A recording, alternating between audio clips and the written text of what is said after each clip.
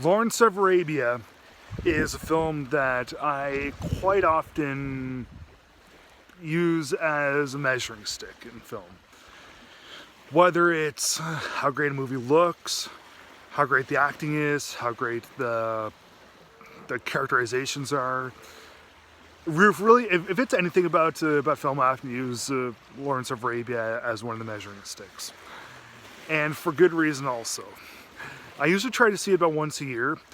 Right now I'm vacationing in Mackinac Island, Michigan, and that's usually where I tend to see it.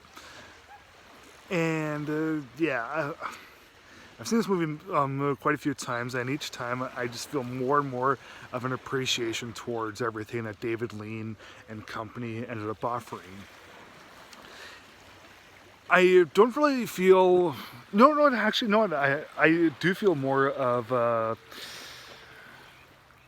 an appreciation for that period in history, because this takes place during the First World War, and these days, like in the history of film, you don't really see a whole lot of movies that are about World War One. It's mostly about Vietnam War and World War Two. And Lawrence of Arabia is, without question, the best World War One movie ever made. There's Lawrence of Arabia, and there's 1917, which came out just a couple years ago, which was also a really good one. Now, this one right here was easily the best film of 1962. In that year, there was also like To Kill a Mockingbird and The Longest Day and The Miracle Worker, whatever happened to Baby Jane, Doctor No. And yeah, this one stands right head and shoulders above everything else. David Lean, who directed it, is one of the all-time great directors. He makes something so epic and so grand in scope that you're just wowed by everything. It is so picturesque, so crisp, so heavily detailed also in every shot that he does. Watching it, it's like almost like being like when I talk about Dances with Wolves, I talk about how great that movie looks also. That's like being in a prestigious art museum for 4 hours. Same thing with Lawrence of Arabia. Lawrence of Arabia was almost 30 years before, and quite frankly, does just as good of a job.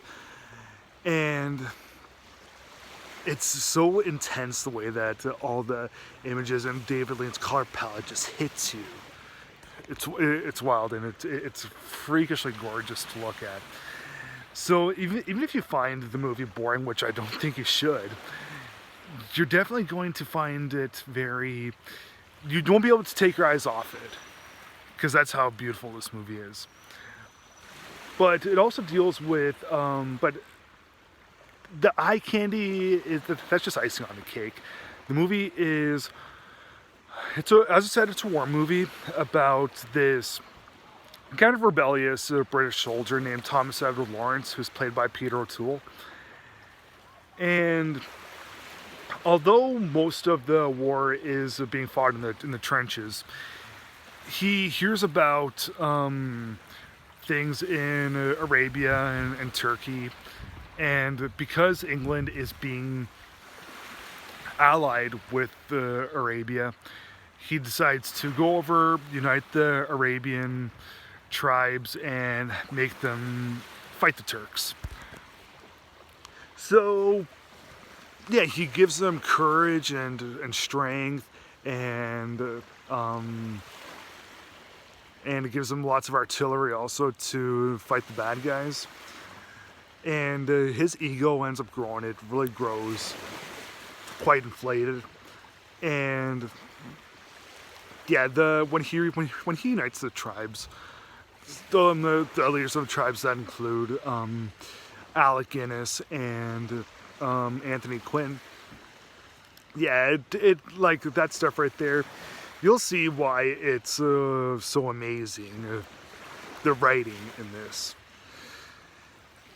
Now, is there a flaw with this film? Sure there is. The only flaw that I really found with this, it's not its length, okay? The length, despite being roughly 4 hours long with an intermission and opening and ending scores, we're quite entranced with it. We're sucked right deep into the moment, so it really doesn't feel long at all.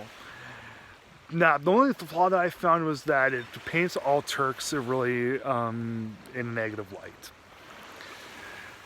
But the movie is so good that we really don't mind that flaw right there. I'm sure that if we were in Turkey, they would probably hate the movie Lawrence of Arabia. But no, I'm just a regular movie watcher who just loves great cinema.